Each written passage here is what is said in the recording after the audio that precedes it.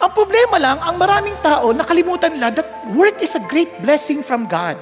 Kaya nga, it matters. It matters to you. It matters to our neighbors. It matters to our family. It matters to God. Because we are created in the image of God.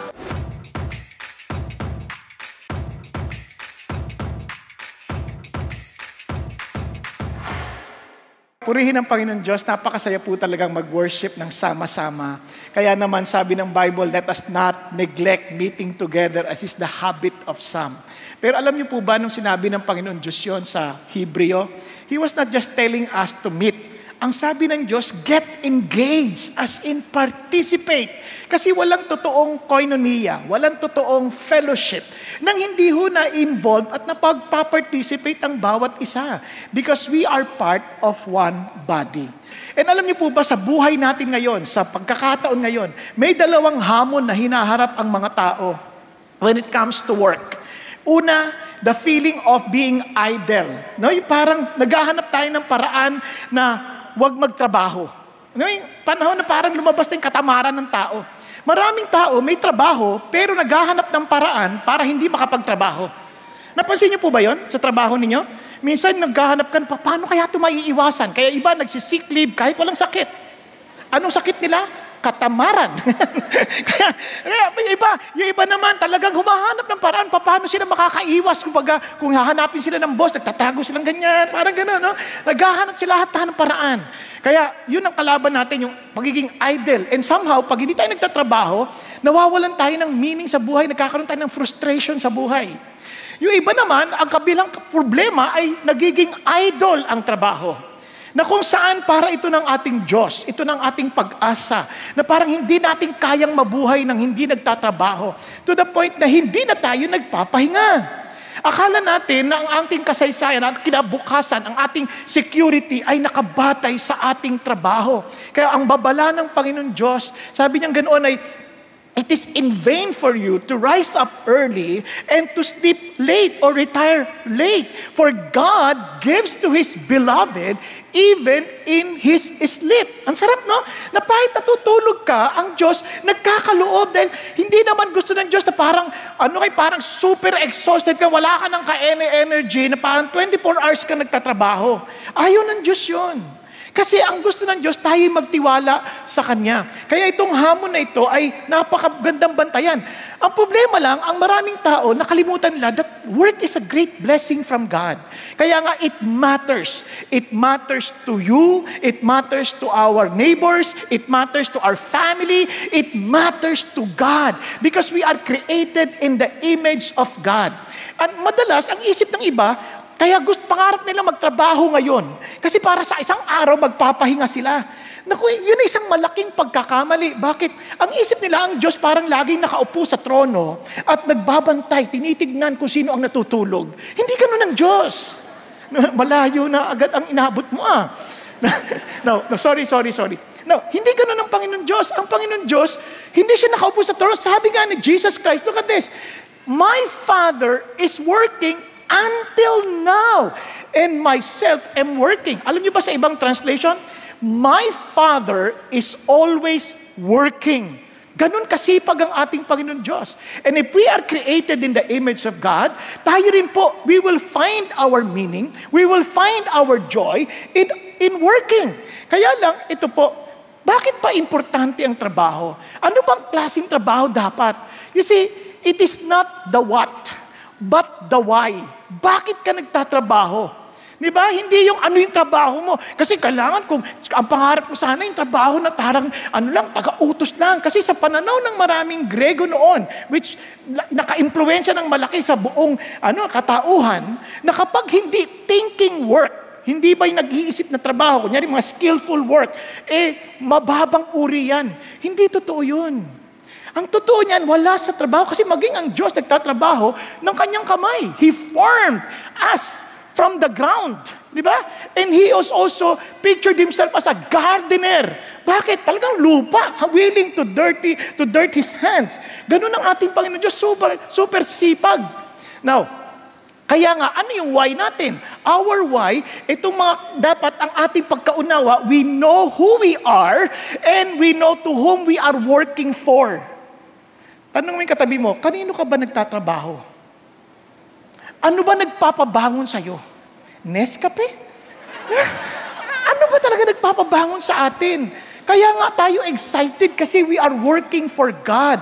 Kaya regardless whether it's Monday, Tuesday, Wednesday, Thursday, Friday, Saturday, Sunday, to us, it is the day that the Lord has made. Let us rejoice. Di ba?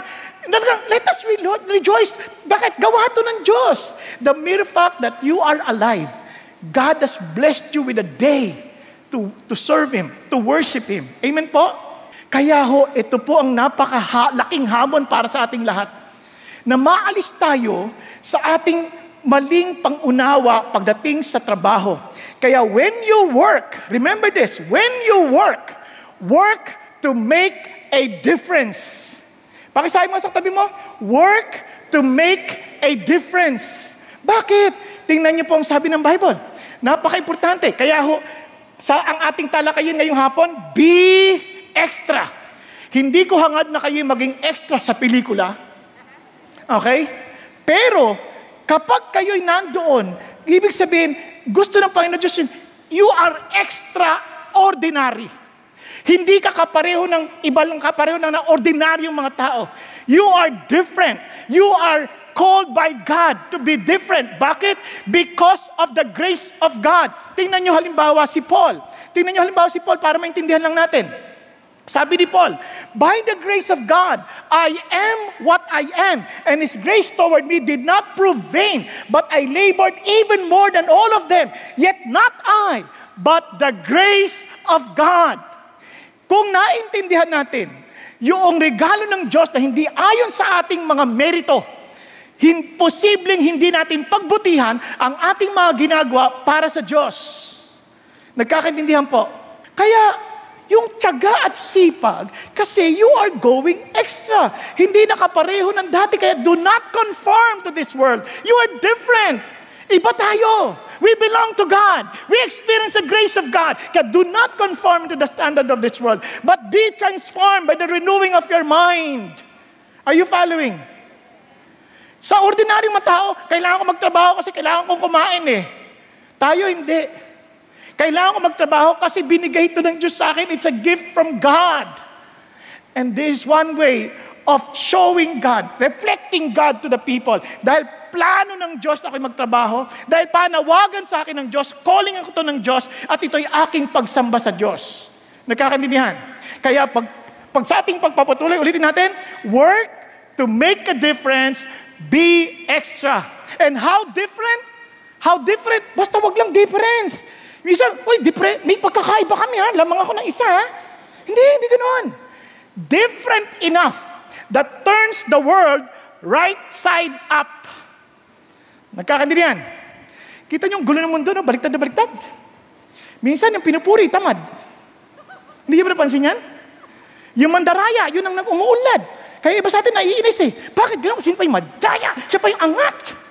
Diba? Bakit ganyan? Unfair. Maraming ganyan eh. Sa totoo lang. Di ba parang, ba't ganun, Lord? Hindi. We are to be different enough to change the world. That's our calling. Di ba? To bring this kingdom of darkness into the marvelous light, to the kingdom of His beloved Son. Wow! Sobrang ganda ng panawagan, and it's a great privilege. You know why? Kasama ka doon. Be different. Okay? Pakisabi sa mo, be different. Okay? Be different. Parang iba yung ingay na dadali natin. Be different. Ano yan? Be intentional, be excellent, and entrust everything to God. Are you following? Ulitin natin. Ano? Be intentional, be excellent, as in excellent, and entrust everything to God. Okay? So anong ibig sabihin yan? Tingnan natin. Sabi ng Bible, you are the light of the world. A city set on a hill cannot be hidden. Sino daw yung liwanag? Tayo. Kaya pag sinabi, ang dilim-dilim ng pamilya ko, sino may kasalanan? Tingnan nyo? Ang dilim-dilim ng buhay ng anak ko. Sino may kasalanan? Sino ilaw? Ang dilim-dilim ng Pilipinas. Sino may kasalanan? Ito kasi mga namumuno talaga sobra sila. Ganun ba? Sino ang ilaw? Sabi kaya let your light shine before men in such a way that they may see your good works and glorify your Father who is in heaven. Imagine a world without light. Gusto niyo malaman? Pumikit kayo sandali. Pikit kayo. Huwag kayong didilat hanggang di ko sinasabi. Yung iba nakapikit na kanina pa. Pero pikit ka pa rin. Okay? Huwag kang didilat. Nagkakaintindihan? Just imagine kung walang ilaw. Diba? Pag-isipan nun natin mabuti. Pakipatay yung mga cellphone ninyo. Walang ilaw. Imagine. Diba?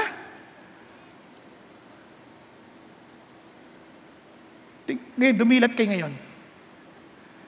May konti pang ilaw dyan. Bakit? Because light conquers darkness. You and I can conquer the darkness we're experiencing in our workplace, the darkness we're experiencing in our community, the darkness we're experiencing in our country. You and I are commissioned by God to set the light on. Amen? So, buksan na natin ilaw. Kasi yung iba natuloy ng tulog Isipin nun natin panawagan sa Diyos at hindi yan pwedeng ilaw na parang bahala na, mag-ilaw na lang. Sasadyain. Sinasadyang binubuksan ng ilaw. Sinasadyang kailangan magliwanag. Sinasadya natin yan. Kaya let your light shine before men. Talagang sasadyain mo yan in such a way that they may see your good works. God is not interested with your work. God wants you to tell the world and to show the world good works. Hindi basta work. Maraming tao, basta trabaho lang. Okay na yan. Pwede na yan. No. Good works. Magandang trabaho. Yung trabahong mai-implement. Yung mga tatamad-tamad, talagang malalantad. Di ba, pagka merong liwanag, kita mo yung mga nagtatago sa dilim? Tama? Kaya talaga maiinis sila sa iyo minsan. Pero yung iba naman, mai-inspire dahil, wow, salamat sa iyo dahil nakita ko yung dadaanan ko. Nakita ko yung didireksyonan ko sa trabaho. Nakita ko bakit ako dapat magtrabaho ng matino. Because you are the light. Hindi, let your light shine. Sadyain mong talaga. Kaya alam niyo po, ang ganda-ganda ho ng paalala ho ni Pastor Peter. Kasi ito po, ang liwanag, ang tingnan, gumaganda Gumaganda yung lugar. Di ba? Kung walang liwanag, hindi mo makita yung iba't ibang kulay. Hindi mo makikita yung ganda. Pag ang isang lugar parang nawala na ng ilaw, parang bankrupt na Patay na Di ba? Pero dahil nandyan tayo, nandun ang sigla. Kaya tanungin natin natin, tayo ba'y kasiglahan sa ating pinagtatrabahuhan? Kaya sa lahat ng bagay, dapat nakikita lang, nagniningning tayo, masaya tayo. Bakit? Kasi nga, tayo ang liwanag. Pag nagtatrabaho, pag bigay ng trabaho ganyan, ay, ang dami! Hindi dapat, dami! Hallelujah! Nga? Bakit kamo? Kasi pagkakataon ko ito, na makita nila ang biyaya ng Diyos sa akin. Because the power of God is at work in me. And they will see that it is true and real. Because we are the light. Yun ang ating hamon. And alam nyo, ang amazing sa Panginoon Diyos, marami tayong pwedeng maka-influensya sa iba't ibang lugar. Tingnan nyo, sabi ng Panginoon Diyos, sabi niya, this is where we are to influence. Tingnan niyo ang mundo ngayon when it comes to religion. Ano siya sabi sa atin? Don't force your belief in me. Di ba? Ano ka ba? Kaya ang sabi ko, may nagsishare ang ganyan, sabi niya, huwag mo ipilit yung paniniwala mo sa akin. Pinipilit mo rin yung paniniwala mo sa akin Sabi mo, wag mo ang paniniwala mo, huwag ko i-share yung paniniwala ko. Pag nakinig ako sa iyo, hindi pinasap. Naniwala ako sa iyo. Ang labo mo Naku, ano yung sabihin? That's the world we live in today. Kaya as Christians, we can only influence them by showing them the reality of our faith. That our faith is in the living Jesus Christ. Di ba? Buhay si Jesus eh. Ano kakatakot ko? Ikikwento ko to sa'yo. Dahil buhay ang aking Panginoon. Family, yan. Ma-influensya natin ating family. Maaring mga pamilya na sabihin natin, kalokohan yan. Pa-Bible ka ganyan. Pa-pray ka pa. Pag nakita nila, pero nag-iba ka ha. Ang sipag mo ha. Aga-aga mong magising. Nagtatrabaho ka kaagad. Tapos ang ganda ng trabaho mo. Talagang binibigyan ka ng commendation. Iba ka. Kaya yung pamilya nakikita, tapos hindi mainitin ang ulo mo. Kasi bawat gawin natin, may signature tayo. At sa signature natin, nakalagay yung trademark, Christian. The light of the world. Nagkakaintindihan? Kaya pati sa education, kaya nagpapasalamat tayo sa Diyos, kaya pansin niyo pati sa atin sa ministry, mayroon tayong eskwelahan. Bakit? Ano nang tinuturo sa mundo? We need to influence them sa education. Then workplace, we need to influence them what kind of excellence or what kind of standard. Di ba? Talagang ito yung in the politics and government, ngayon pala nag-aaway-aaway yung mga... Hindi, as Christians comes in, hindi issue sa amin ng personalidad. Hindi na yung, basta kami, solid. Ganyan, solid ka dyan. Tingnan mo standard ng Diyos mula sa Bible. Di ba? Hindi, Christian yan, kasama ko yan, ko na. Hindi, sinasabi ng Bible? Kaya doon tayo nakatingin. Doon we influence them because we are people who are thinking and loving enough that we are willing to know. Nagkakaintindihan po? Media. Naku, tingnan nyo naman po yung media natin. Mas marami ng pamilya natin na apektuhan na at na-influensya na ng Koreano. Totoo lang. Nagulat ako pagbati. Ano nga sa'yo? Ha? Anong nangyari sa'yo? Di ba? Ba't ano nga sa'yo? Anong nangyari sa'yo? Di ba? Nagtataka ako. Bakit ganun? Sobrang nila influensyahan na masyado. Ng mga fake news sa social media. Ang dami na. Kasi saan ka tatayo? Sa katotohanan ng Biblia. Di ba? Kaya entertainment, sports, let us all influence this for the glory of our God. Intentionally. Kung may panawagan ka sa politika, be involved. May panawagan ka sa media, maging artista, be involved. Be the light in that area. At huwag mo silang hayaan sila makaka-influensya sa iyo. Nagkakaintindihan? Kaya sabi ng Bible, tayo ang pag-asa saan man tayo ilagay ng Diyos. Now, pangalawang bagay na dapat nating maintindihan. We are to excel. Anong ibig sabihin ng excel? Di ba? Yung katulad sabi natin kanina, hindi yung tama, pwede na yan. Hindi. Dapat yung nagpapahayag kung sino ang Diyos. Kaya ang sabi ng Panginoon Diyos, ganito, whoever forces you to go 1 mile, go with him 2. Anong sinasabi ni Jesus? Nung tinuturo niya to sa Sermon on the Mount, itong mga audience niya, mga Hudyo. At ang mga Hudyo, nasa ilalim ng kapangyarihan ng mga Romano. And alam niyo ba kung anong ginagawa ng mga Romano? Bilang pang-iinsulto sa mga Hudyo, kasama sa kanilang batas. Okay, pag dumating na yung sundalo, buhatin mo itong bag ko. 1 milya yan. You are required to do that. Kaya bubuhatin na yan. Itong mga Hudyo, habang ginagawa ka niyan, buhatin mo ito. Kukunin yan, galit. Bag! 1 milya na. Parang ganyan. Sabi ni Jesus, kasi ang feeling nila, inuutusan mo kami, iniinsulto mo kami, inaalipin mo kami. Di ba ganyan din ang pakiramdam natin minsan sa trabaho? Ano ka, kung masisiyalda mo ka dito, ganyan lang, tatuhin mo ako, grabe kaya. Ang kakapal ng mukha nyo. Di ba? Minsan ganun pa tayo, di ba? Sabi ng Lord, hindi, ganito. Nang hindi mo naiisip na ikaw ay inaalipin at parang wala kang desisyon, you walk with Him 2 miles. Oh, what do you mean, Lord? Itong 2 miles na to, it's a mile of superiority. Bakit? Kusang loob ko na itong gagawin. Kasi 1 mile lang ang required eh. Ngayon, lalakaran kita ng 2 milya. So, sino nag-uutos sa atin ngayon? Ako nag-uutos. Nasasamahan kita ng 2 milya. Hindi mo ako pinipilit. Gagawin ko to ng kusang loob dahil hindi ako alipin. Ako ay malayang lingkod ng Panginoon Jesucristo. Nakakaintindihan? We do more. We do extra. Hindi lang yon.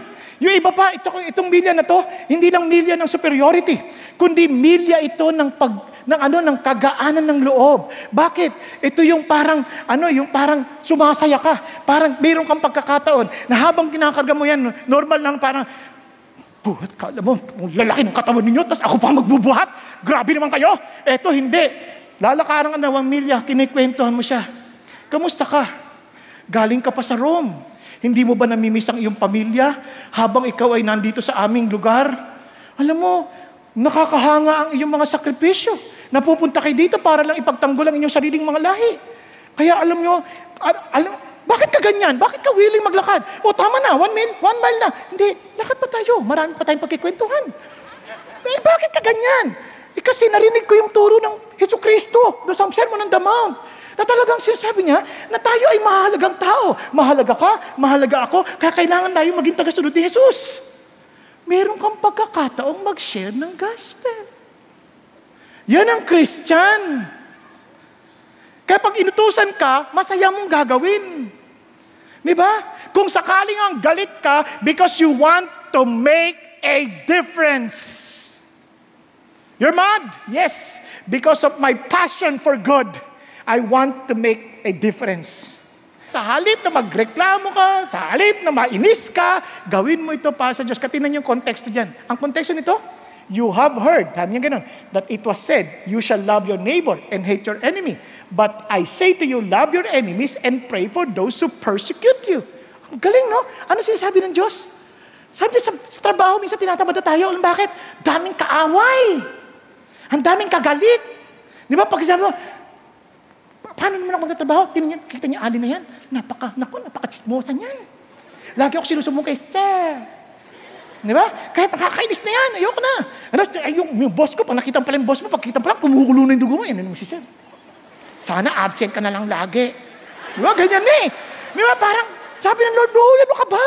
Mahalin mo ang iyong kaaway. Kaya paglingkuran mo, parang hindi mo ito gagawin para sa kanila kasi you have extra. You're going extra. Bakit? You have an extra grace, extra power to do it. You have the love of Jesus to do it. Yung love natin may limitasyon, but the love of God has no limit. Amen? Kaya we can go extra. Kasi sabi so that you may be sons of your Father. That makes you different. You are a child of God. Yung tatay mo nga nagpapaaraw sa masasama at sa mabuti. Nagpapaulan sa masama at sa mabuti. Di ganyan ka din? Lord, hindi ko po kaya Kaya nga ako tatay mo. Di lumapit ka sa akin, tutulungan kita. Nakuha ninyo? Yan ang extra. Kasi kung mamahalin mo lang yung nagmamahal sa'yo, di wala kang pinagkaiba sa iba. Pareho lang kayo. You're just ordinary. Di ba? Sabi niya, kahit yung masasamang mga tax collectors, during that time, considered silang mga traidor, magnanakaw. During that time, hindi ko sinasabi ngayon, yung mga tax collector. Kaya sabi niya, pero ano sabi ng Lord? Wala kayong pinagkaiba. Pero kayo, dahil you do something beyond. Na if you greet only your brothers, what more are you doing than others? Di ba kahit mga hindi naniniwala sa Diyos, binabati lang din nila yung mga hindi bumabati lang sa kanila? Pero tayo, sabi niya, kayo, because you're my child, you should be perfect as your heavenly Father is perfect. Kahit hindi ka batiin, bumabati ka sa kanila. Yun ang idea ng Panginoon, kaya sabi nga ng Bible, di ba, tinan nyo sina Peter, nung in-apply nila, servants, be submissive to your masters with all respect, not only to those who are good and gentle, but also to those who are unreasonable. For this finds favor for the sake of conscience toward God. A person bursts up under sorrows when suffering unjustly. Amazing, no? Kaya sa kabilang bahagi, si Luke, ang sabi niya, treat others the same way you want them to treat you. Kahit na hindi ka tratuhin ng maayos, paano mo gusto matrato? Sa trabaho, isipin mo, kung ikaw ay tauhan, isipin mo ikaw ay may-ari. How do you want your people to work with you? Then do it. Kung ikaw naman ang amo, paano mo gustong tratuhin ng empleyado kung ikaw yung empleyado? Ilagay mo yung sarili mo sa lugar nila. Di ba? Kung ikaw yung katulong, ilagay mo ikaw yung amo. Gusto mo bang sinasasakit ang ulo nila? Ganon din sa buhay. Treat them as you want to be treated. Lagay natin ang sarili natin sa kanilang lugar. Amen? And obviously, we want to have the best. Kasi kung tayo nun, ayaw natin ng pangit. Gusto natin maganda. And lastly, because God wants us to be excellent, katulad ng excellent wife, as a bride of Jesus Christ, we are to be praiseworthy. And finally, entrust to God. Pakisabi nyo nga po, entrust to God. Bakit po kailangan nating entrust sa Diyos? Okay, we need to be intentional. We need to be excellent, as in extra miler. Sabi nyo, lugi naman ata tayo dyan. Parang wala na tayong sariling buhay. Yun nga ang buhay eh. Hindi tayo kontrolado ng mga tao sa labas. Tayo ay kontrolado ng Espiritu ng Diyos. At itong napakaganda, we can entrust to God everything. Kaya the reason why we're doing this, because we believe and trust God that He is our rewarder. Amen po? Tingnan niyo po sabi sa Ephesians, slaves, be obedient to those who are your masters. Sumunod kayo sa inyong mga amo, ayon sa laman, na may takot at may panginginig, may galang, ibig sabihin, at may sinseridad sa iyong mga puso, katulad ng kay Kristo. Sa madaling salita, katulad ng pagsisilbi natin sa Panginoon sa Kristo. Hindi natin kailangan magsinungaling dahil alam niya ang ating puso. Amen? Not by way of eye service as men pleaser, but as slaves of Christ, doing the will of God from the heart. Mula sa puso todo. Na bakit? With goodwill render service as to the Lord, not to men. Bakit? Bakit para sa Diyos, hindi sa tao? Dahil alam natin, anumang mabubuti na ginagawa natin, ito ay tatanggapin at tatanggap pabalik mula sa Panginoon Diyos, maging siya man ay alipin o malaya. Sa madaling sa iyo ako nagtitiwala. You are my reward. Hindi man ako mapansin sa lupa, ikaw ang pumapansin sa akin. Amen? Now, ito pang sabi niya, and masters, ganun din. Do the same things.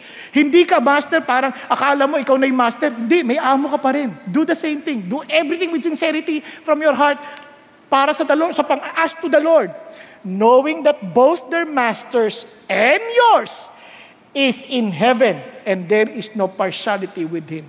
Wala yan. Kaya yung binigay sa atin ng Diyos, pagtitiwala ng Diyos yun. Yung posisyon, pagtitiwala ng Diyos sa atin yun. Amen po? Kaya gagawin natin ng buong puso para sa ating Panginoon Diyos. Itong napakagandang bagay. And that's our calling. To make a difference. To save many lives. Amen po? Kaya lang, we will not desire for others to be saved if we ourselves are not saved. Kung hindi rin tayo ligtas, hindi natin maintindihan kung bakit mahalaga maligtas sa ibang tao. Kaya mga kapatid, ito ang hamon ng Diyos sa ating lahat. Bawat sa atin, if we believe we belong to Jesus and you want to find satisfaction in your work life, or wherever you are, kung gusto niyo magkaroon ng tanong ng meaning, first, come to Jesus. Come to Jesus. And offer our job, ourselves to the Lord, that we will make a difference. Going extra. Now, ano pong punto ng Panginoon? Tingnan niyo po, ang mahalaga, we are faithful to our calling to be intentional, to be excellent, and of course, to be entrusting to the Lord. Amen po? Sa lahat ng bagay. Bakit doon tayo tinawag ng Diyos? And for the young people, if you're still a student, listen to this. To choose a career on selfish grounds, ito dinagdag ni Pastor Peter, money, fame, and power. Kung yan ang habol mo, then it's probably the greatest single sin that any young person can commit. For it is the deliberate withdrawal from allegiance to God of the greatest part of time and strength. When we are in our workplace, wherever we are, ang pinaglilingkuran natin, yung Diyos na naglikha sa atin. Amen? Ang Diyos na nagligtas sa atin. Kaya kung hindi ho yan maliwanag sa atin, sabi niya, yan po ang pinakamatinding kasalanan dahil yan po ay talagang tahasang pagsuway at di pagbibigay ng ating katapatan sa Diyos na buhay. Sa oras na to, gusto ko pong hamunin ng bawat sa inyo. You offer yourself to God. You offer your work to God. Whatever it is. Lord, gamitin po ninyo ako. Yun ay kung totoo sa inyo. Ako hindi totoo sa inyo, you stay seated. Okay po? Kasi hindi naman to sa pilitan nyo na, ako lang yung nakaupo. Huwag ka maintindihan. Kasi si Lord, alam niya yung puso mo. But if you're willing to be used by God, and talagang sa Lord, ito yung buhay ko. Pagod na ako sa pagtatrabaho para sa aking sarili. I want to come to you and to take up your yoke upon me that I may find rest in my soul. Amen? So kung yan po ang loobin ng ating puso, tayo sandali pumikit. Pikit po na tayo. Close your eyes para hindi nyo nakikita yung katabi ninyo. It's between you and the Lord. And if you haven't given your life to Jesus yet, ito po yung pagkakataon, Lord, patawarin niyo ako for living na para bubuhay ko, para lang ako sa sarili ko. And Lord, gusto ko po, at kinikilala ko po aming Ama na ako ay tinawag ninyo, na ako po ay niligtas ninyo, kaya naman tinatanggap kita bilang aking Panginoon na tagapagligtas. Kaya naman lumalapit ako sa inyo ngayon. Kaya Panginoon, salamat sa kaligtasan. At dahil sa biyayang ito, aming Ama, inaalay ko po ang aking buhay sa inyo. So mga kapatid, kung yan po'y naging totoo sa iyo, and you want to offer your work, and you want to be commissioned, to be set apart, to accomplish the calling of God to make a difference by being intentional as a light wherever you are, to be excellent, and even to be entrusting to the Lord. Na talagang ang gantimpala mo sa Lord mo kinukuha at sa Kanya mo talaga hinahangad, pati ang iyong promotion. Kung yan ang puso mo ngayon and you want to be set apart, you want to be commissioned sa lugar na yan, will you please rise up from where you are? Tayo ka, tayo ka, tayo ka. At sa iyong Panginoon, tayo ka. Ito po ang aking tanda bilang pagpapahayag na ako'y sa inyo. Maging ka estudyante, ikaw ay housewife, or anumang trabaho mo. Be intentional.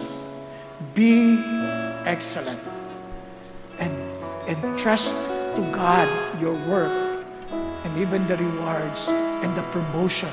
For only God is able to lift you up, to put down another, and to lift up somebody else. Or if it is you, the Lord alone can promote you. Salamat, Panginoon Diyos. So yung lahat sa mga nagsitayo, that you're offering your life to God, will you please raise your hands or whatever symbolizes your work. Pakitaas mo lang sa Panginoon Diyos. Thank you, Jesus. Hallelujah. Thank you, Lord. Aming Panginoon Diyos, nakikita niyo po ang mga kapatid kong ito, offering their lives to you, Father God. And as you have commanded Samuel, Father God, to anoint David, O Lord. As you have commanded Moses to anoint Joshua to lead the people. Father God, as you have commanded, Lord Jesus, to set Barnabas and Paul apart, Father God, to be sent as a missionary, Lord, to the places where they will go. And Lord, ganun din ang aming ginagawa sa oras ito. Panginoon Diyos, sa kapangyarihang ipinagkaloob sa akin bilang ministro ng iyong ebanghelyo. Aming Panginoon Diyos, kinukomisyon ko rin po, Panginoon, ang mga kapatid ko itong nakatayo, surrendering their lives to you, Father God, to make a difference, Father in heaven, to be intentional, Father God, na maging ilaw sa lugar na kanilang pinagtatrabahuhan o anuman ang kanilang ginagawa. Panginoon Diyos, upang ipagkaloob ang kanilang excelenteng trabaho, Panginoon Diyos, para sa iyo bilang pagsamba. At gayon din, Panginoon, nagtitiwala aming Ama na kayo ang siyang nakakakita at nakakaunawa ng kanilang ginagawa. And I pray, as they faithfully fulfill their calling, O God, I pray that they will influence people, na ma-attract sila sa inyo, maakit sila sa inyo, at makaranas sila ng kaligtasan mula sa inyo, aming Panginoon Jesucristo, sa magitan ng mga buhay namin. At salamat din, aming Panginoon Diyos, kung paanong nabago ang maraming lipunan dahil sa pagliliwanag ng mga anak ninyo. Ganon din ang aming pag-asa para sa aming bayan. Kahit Panginoon Diyos, lukuban niyo kami ng inyong banal na Espiritu at pahintulutan ng kapangyarihan ninyo at ang biyaya ninyo mag-umapaw sa amin upang ipagkaloob sa inyo ang pinakamabuti, Panginoon Diyos, na aming alay, ang aming mga katawan, upang maggamit ninyo sa ikabubuti ng buhay ng maraming tao. Tulad ng buhay ni Jose, na kung saan naligtas ang maraming tao dahil sa kanyang katapatan sa inyong panawagan. And I pray that you may find all of us faithful to the calling that you have for us, O Lord, to be missionaries in our workplace. At maging, Panginoon Diyos, saan man ninyo kami dalhin. May we be faithful witnesses, O God. Salamat po, aming Ama, and may your blessing be upon your people and allow your light to shine brightly, Father God. In the mighty name of your Son, Jesus Christ, our Lord and our Savior, who sits and reigns with you, O God Almighty, with the communion of your Holy Spirit. For indeed, you are the only one God in three persons. Hallelujah. Amen. Amen and amen. God bless and congratulations po sa inyong lahat.